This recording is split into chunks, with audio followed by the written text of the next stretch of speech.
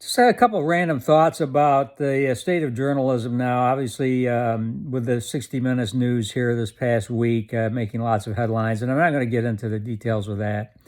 Everybody has their own opinion. You probably know what mine is, but the fact is, there's a sea change of things happening in the national media cycles now in terms of not only CBS but NBC and ABC, CNN. All those stations basically are undergoing a sea change of turnovers of established talent and anchors, and how they're covering things. More punditry, more opinionating, more you know information that's not news. And you'd think, oh, that's a great thing, right? I would speculate and say it's not a great thing. I think we are now going more and more into our own echo chambers of information. There are more citizen journalists. There are more independent meteorologists out there, such as myself, basically work independently.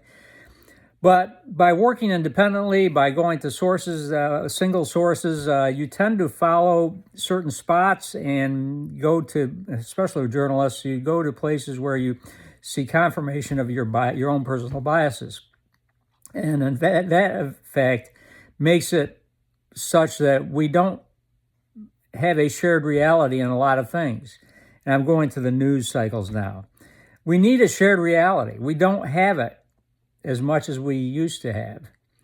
And I think it's a dangerous trend, actually. And I, hate to see it happen. I hate to see everybody kind of going on their own, even though that's the path I've taken. And weather, I think there's great advantages to working with others, camaraderie, sharing thoughts, sharing ideas, and in terms of the news business, sharing resources.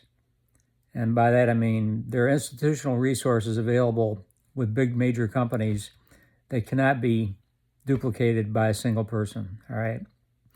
No matter how much funding you might have to back you up, institutional resources from major companies, major media players are important ways for information sharing to happen nationally and globally.